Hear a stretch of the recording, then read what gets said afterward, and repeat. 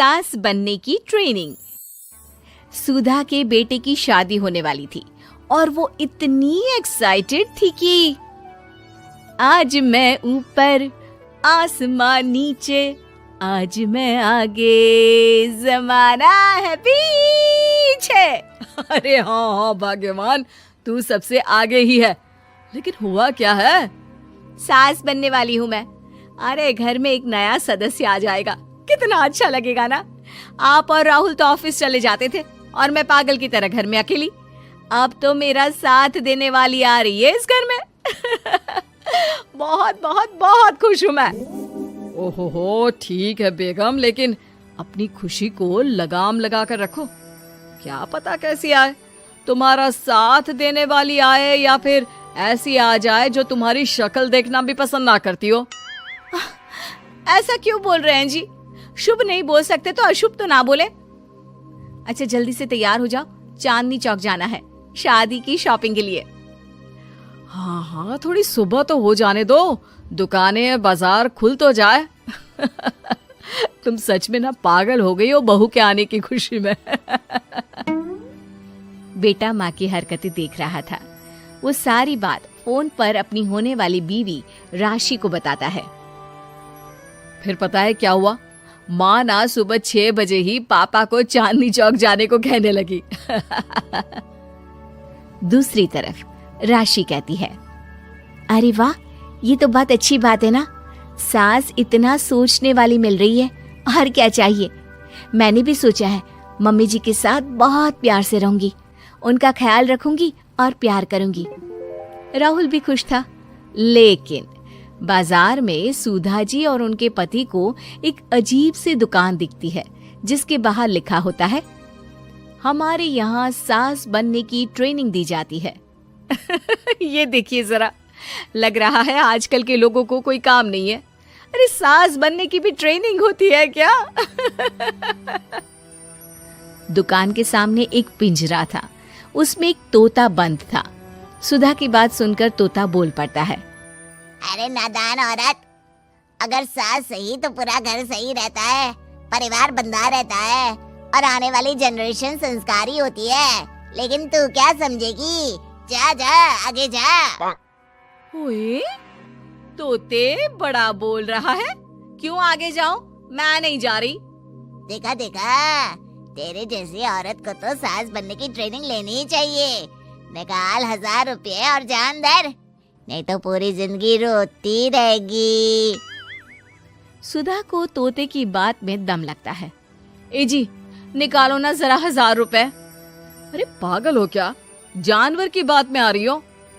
किस पागल आदमी की सुन रही हो, जिसे ये भी नहीं पता कि तोता जानवर नहीं पक्षी होता है। चलो निकालो 1000 रुपये और अंदर जाकर सास के रूप में जीवन को सफल कर लो।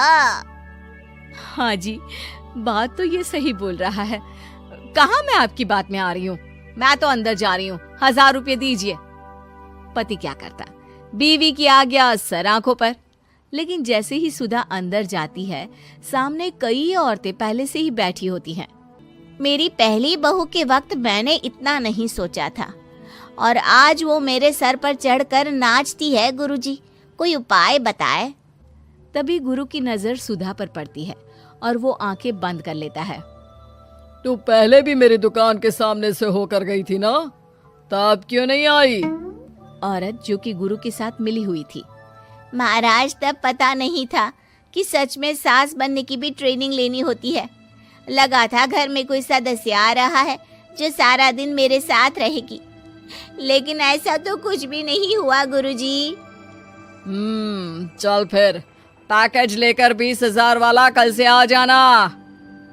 जी महाराज, गुरुजी की जय हो। वो औरत भी सुधा को देखती है और कहती है, सही जगह आई हो बहन। 10-20 हजार का मुंह नहीं देखना भाई, बस घर बस जाए तो सोचो गंगा नहा ली। बहुत कमा लेंगे अगर परिवार एक रहा, नहीं तो बुढ़ापा वृद्धाश्रम में बिताओ। सुधा डर जाती है। वो गुरु के पास जाती है और उन्हें पैसे देती है। देखो, एक मंत्र गांठ बांध लो कि कभी भी बहू को बेटी ना समझना। जितना दबा कर पहले दिन से रखोगी, धीरे धीरे प्यार दोगी तो मान रखेगी, नहीं तो। ना जी ना गुरुजी, समझ गई। अरे भला हो भगवान का जो आपसे मिला दिया, नहीं तो मैं। हाँ हाँ, आगे बढ़ते जाए, पीछे और भी लोग हैं, सबको मौका दे। सुधा घर आ जाती है। राशि शादी करके घर आती है तो दिमाग में सास की वही छवि होती है जो राहुल ने दिखाई थी। देखो राशि, मैंने काम वाली हटा दी है। वो क्या है ना, 2000 महीने लेती थी, यानी कि 24,000 साल का, और 5 साल में उसे जोड़ो तो 1,20,000 रुपए। माँ जी, और 10 साल जोड़े तो? तभी राहुल आ जाता है। अरे बस बस, इतना मत जोड़ो, फिलहाल भूख लगी है, कुछ खाने को दो। अरे पर बर्तन तो गंदे हैं ना, काम वाली तो आई नहीं, फिर बर्तन कौन धोएगा? अरे कौन धोएगा मतलब? तू धोएगी? मैं? ठीक है, मैं धो लेती हूँ, धो कर देती हूँ, आप खाना बना ले। अरे खाना भी तू ही बनाएगी? ये क्या बात होती है माँ, क्या हो गया तुझे? कल तक तो कुछ और ही बोल रही थी। लेकिन सुधा का व्यवहार सुधरने का नाम ही नहीं ले रहा था। बहू और बेटा ससुर से बात करते हैं। पिताजी, क्या हो गया है माँ जी को? वो क्यों ऐसे व्यवहार कर रही है जैसे मैं कोई नौकरानी हूँ? पिता क्या करता, बता देता है सारी कहानी कि कैसे सास का दिमाग एक गुरुजी ने खराब किया है। सास बनने की ट्रेनिंग?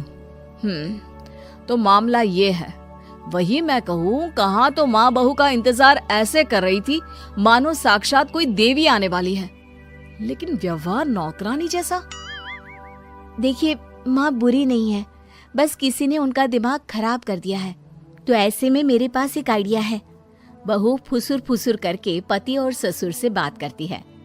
अगले दिन बहू सास के सामने कहती है, अच्छा मैं जा रही हूँ, मेरी क्लास है।